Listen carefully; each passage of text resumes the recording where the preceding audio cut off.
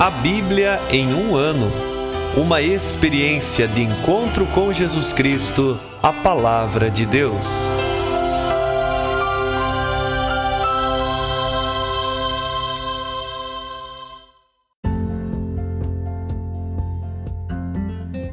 Olá, eu sou André, seminarista na Diocese de Ponta Grossa, no Paraná. Você está ouvindo o podcast A Bíblia em um ano. Usando um plano de leitura cronológico, vamos ler a Bíblia inteira em 365 dias, descobrindo como a história da salvação se desdobra e se atualiza em nossas próprias vidas e na vida da Igreja. Estamos usando a Bíblia Católica com a tradução oficial da Conferência Nacional dos Bispos do Brasil.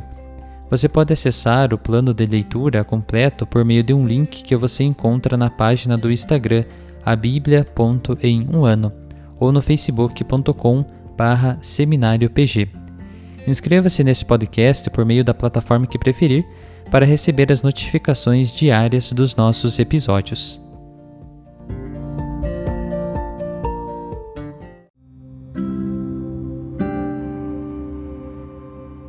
Olá, eu sou o Padre Joel Nalepa, da Diocese de Ponta Grossa, no Paraná. Antes de iniciarmos a leitura e a escuta dos textos bíblicos propostos para hoje, vamos pedir que o Espírito Santo ilumine nossa mente e nosso coração para que a Palavra de Deus frutifique em nossas vidas. Em nome do Pai, do Filho e do Espírito Santo. Amém. Vindo Espírito Santo, enchei os corações dos vossos fiéis e acendei neles o fogo do vosso amor. Enviai o vosso Espírito, e tudo será criado, e renovareis a face da terra. Oremos. Ó Deus, que instruístes os corações dos vossos fiéis com a luz do Espírito Santo, fazei que apreciemos retamente todas as coisas, segundo o mesmo Espírito, e gozemos sempre de sua consolação. Por Cristo nosso Senhor. Amém.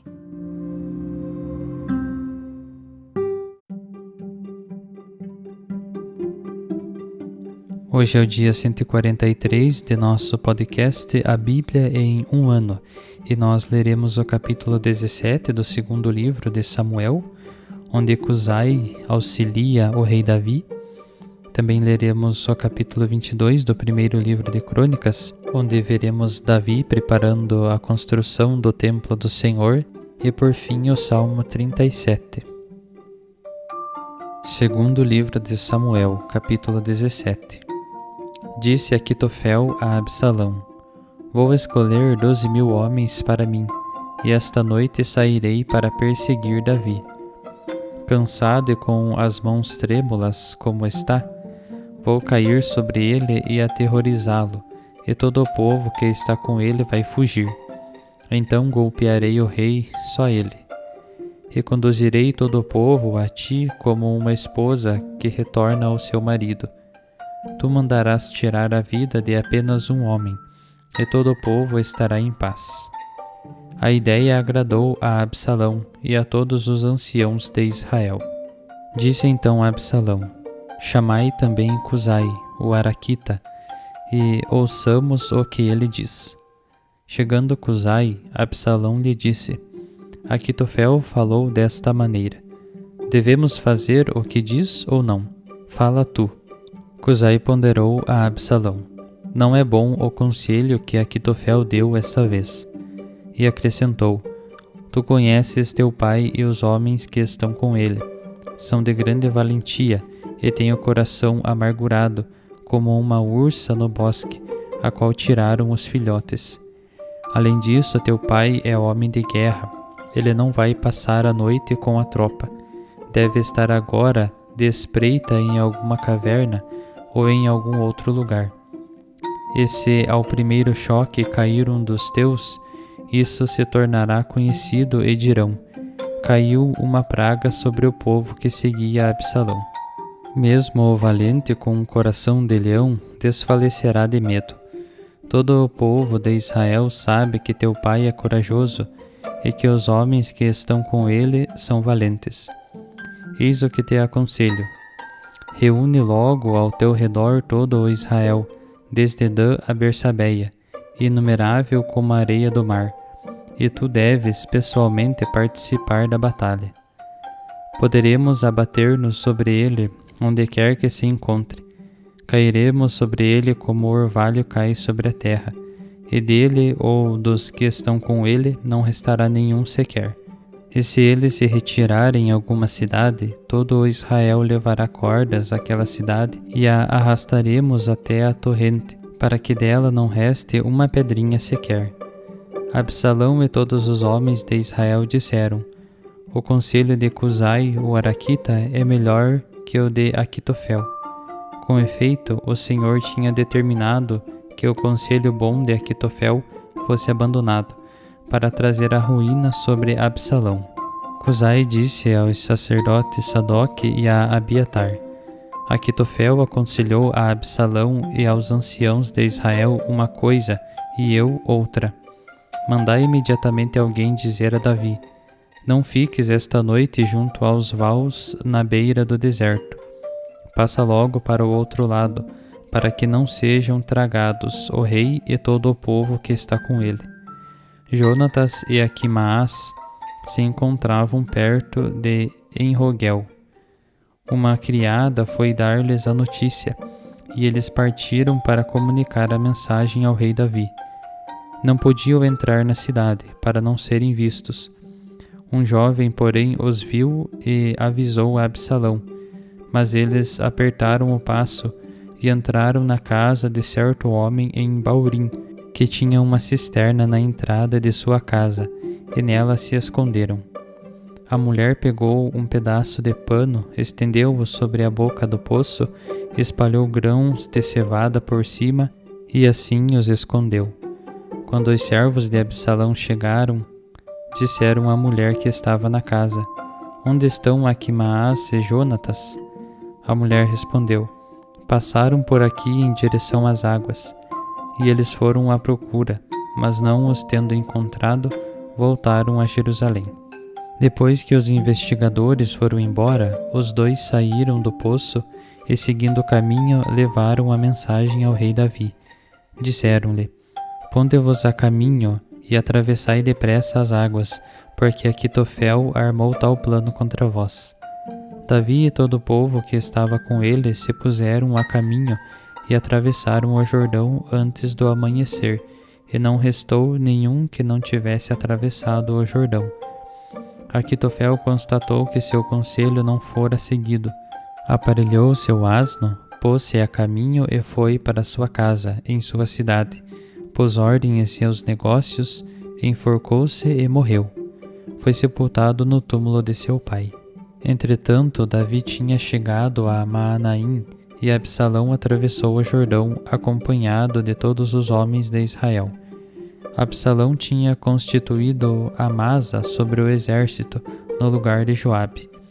Amasa era filho de um homem chamado Jetra, ismaelita, que tinha se unido a Abigail, filha de Naás, irmã de Sárvia, mãe de Joabe. Israel acampou com Absalão na terra de Galaade. Quando Davi chegara a Maanaim, Sobi, filho de Naás, de Rabá-Amon, Maquir, filho de Amiel, de Lodabar, e Berzelai, Gaaladita de Rogelim, tinham-lhe oferecido camas e tapetes, bacias e vasos de barro, trigo e cevada e farinha, grão torrado, favas e lentilhas, mel e manteiga, ovelhas e novilhos gordos. Deram tudo de comer a Davi e ao povo que estava com ele, pois diziam: este povo deve estar faminto, cansado e sedento por causa do deserto. Primeiro livro de Crônicas, capítulo 22. Davi havia dito: aqui será a casa do Senhor Deus, e aqui será o altar dos holocaustos para Israel. Então Davi mandou reunir os migrantes que moravam em Israel e empregou-os como pedreiros na lavra das pedras de cantaria destinadas à construção da casa de Deus. Também reuniu ferro em abundância para os pregos das portas de entrada e para as ferragens, bem como uma quantidade de bronze impossível de pesar. Juntou incontável quantidade de madeira de cedro, pois os sidônios e os tírios levaram a Davi troncos de cedro em abundância. Ponderava Davi: Meu filho Salomão ainda é jovem e inexperiente, e a casa a ser construída para o Senhor deverá ser de tal grandiosidade que ganhe fama e glória por todas as terras. Deixa-me fazer os preparativos para ele. E Davi preparou tudo generosamente antes de morrer. Chamou seu filho Salomão e ordenou-lhe que construísse a casa do Senhor, Deus de Israel. Meu filho, disse Davi a Salomão, eu tive vontade de construir uma casa para o nome do Senhor meu Deus. Mas veio-me esta palavra do Senhor. Derramaste muito sangue e fizeste grandes guerras. Não construirás uma casa para meu nome, porque derramaste muito sangue na terra diante de mim. Mas te nascerá um filho que será um homem de sossego, pois eu lhe darei sossego diante de todos os inimigos que o cercam. Seu nome será Salomão, e nos seus dias assegurarei a paz e a tranquilidade para Israel.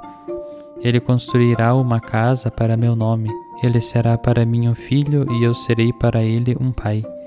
Firmarei o seu trono real sobre Israel para sempre. Portanto, meu filho, o Senhor esteja contigo.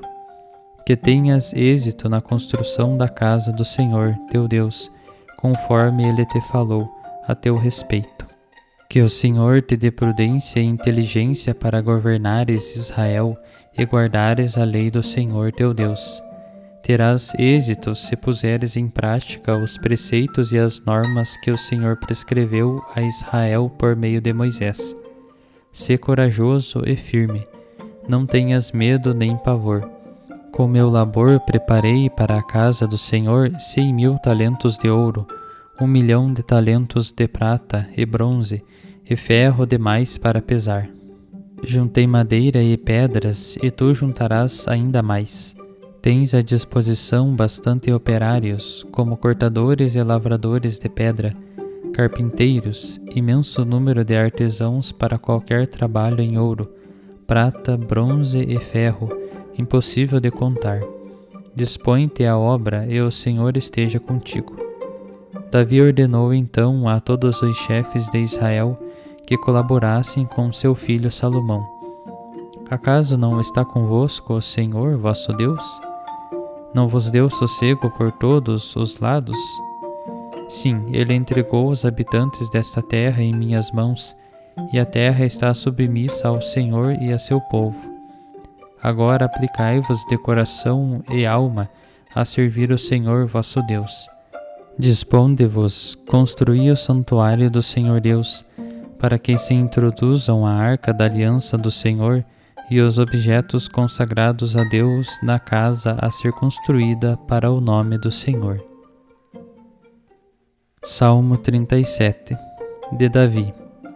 Não te irrites por causa dos malfeitores, nem tenhas inveja dos que praticam a iniquidade, pois secarão depressa como o feno, e como a erva verde murcharão. Espera no Senhor e faze o bem, assim habitarás na terra e apacentarás em segurança. Põe tuas delícias no Senhor, e te concederá os desejos do teu coração. Entrega ao Senhor o teu caminho, espera nele e ele agirá.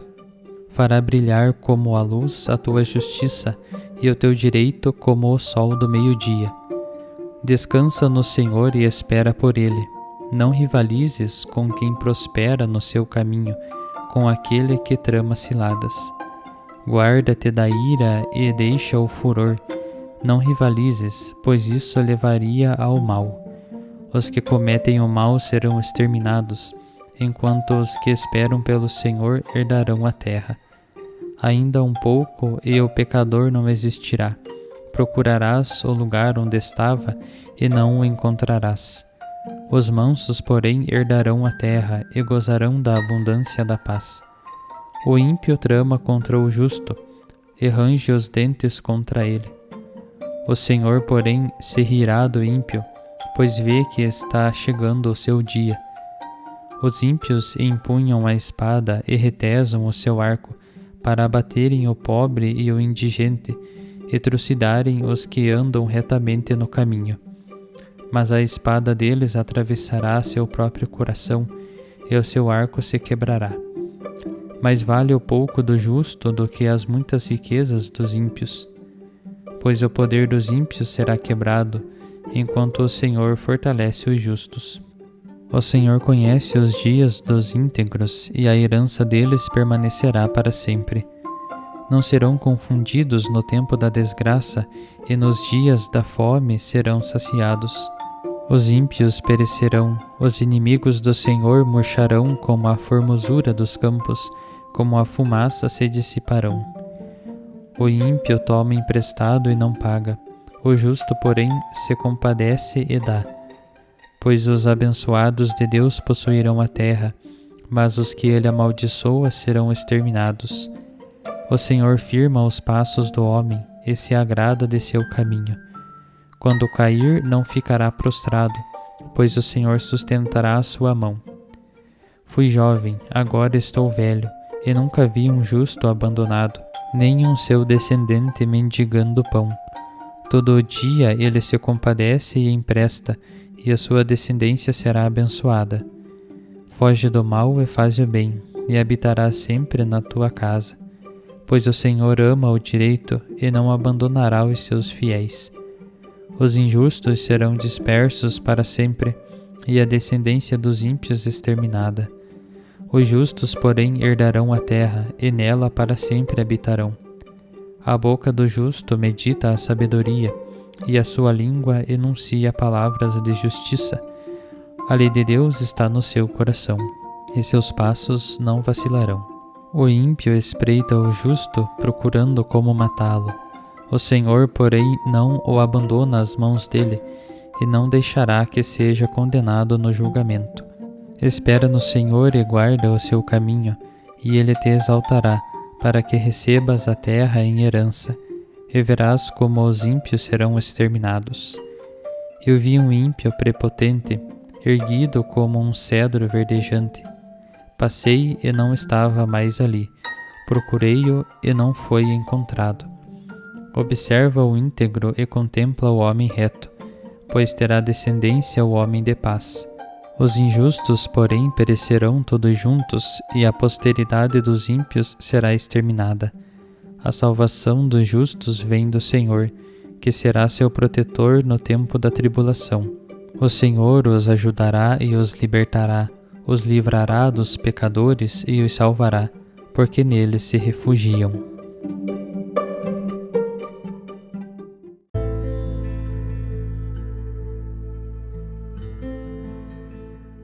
Olá, sou Flávia Nascimento, da Diocese de Ponta Grossa, no Paraná, e pertenço ao Instituto Secular Servas de Jesus Sacerdote. No segundo livro de Samuel, vimos Absalão fazer uma escolha. Ele desdenhou um plano e escolheu outro, e isso o prejudicou bastante, como nós veremos nos próximos capítulos. Já no primeiro livro das Crônicas, ouvimos os preparativos para a construção do Templo de Jerusalém. Davi se adiantou e juntou materiais e pessoal para que o seu filho Salomão pudesse agilizar a construção do templo.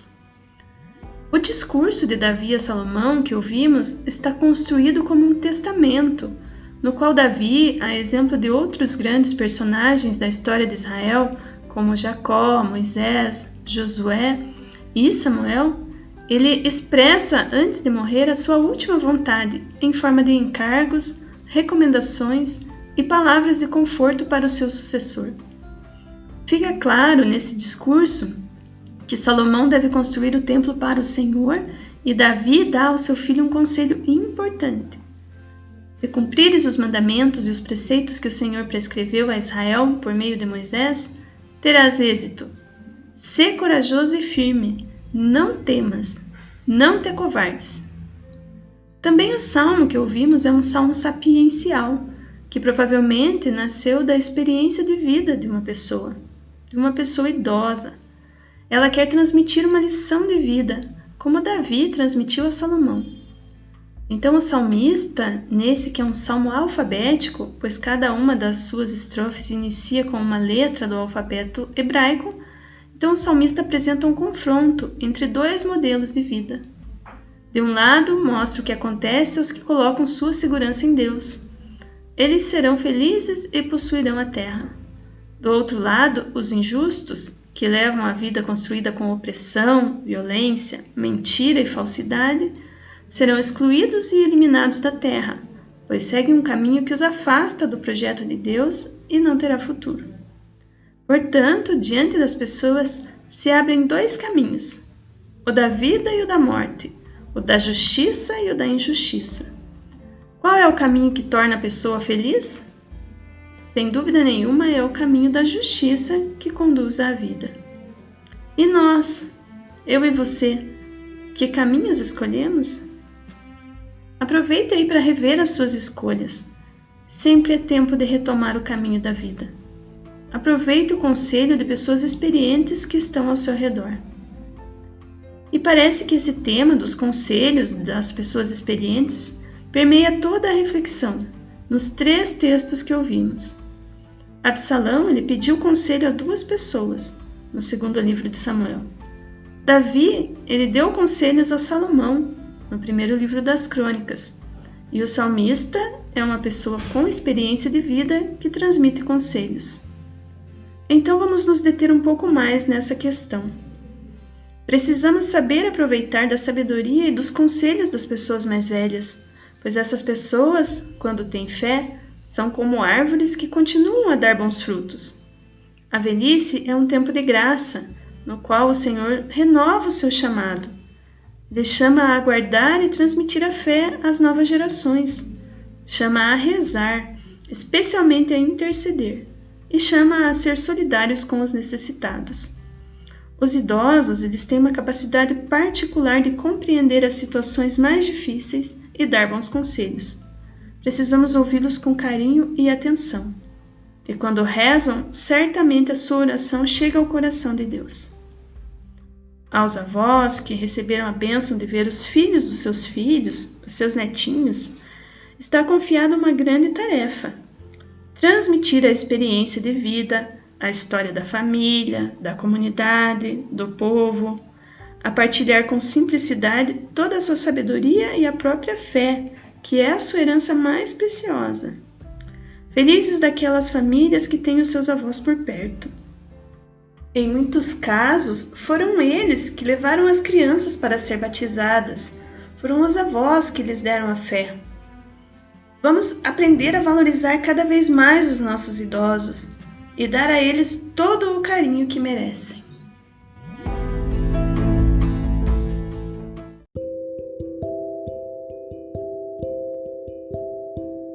Querido irmão, querida irmã, Jesus afirma a todos nós: felizes os que escutam a palavra de Deus e a põem em prática. Peçamos que a palavra que acabamos de ouvir se faça vida em nós e inspire as nossas ações. Oremos. Ó Deus, concedei ao vosso povo alimentar-se cada vez mais da vossa palavra e nela encontrar a fonte da vida. Por nosso Senhor Jesus Cristo, vosso Filho, na unidade do Espírito Santo. Amém. Quem vos fala é o Padre Jaime Roça, vigário-geral da Diocese de Ponta Grossa, no Paraná. Que desça sobre vós a bênção de Deus Todo-Poderoso, Pai, Filho e Espírito Santo. Amém.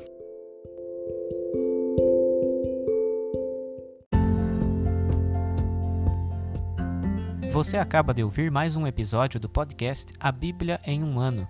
Continue nesse bom propósito de ouvir, ler e praticar a Palavra de Deus.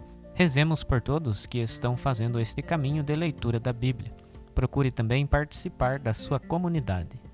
A permissão para uso do plano de leitura The Bible in a Year com o Padre Mike Schmitz e Jeff Kevins foi concedida por Ascension. A versão original pode ser baixada em ascensionpress.com. Todos os direitos desse plano estão reservados à Ascension. Os demais conteúdos do podcast não são criados, revisados ou apoiados por Ascension.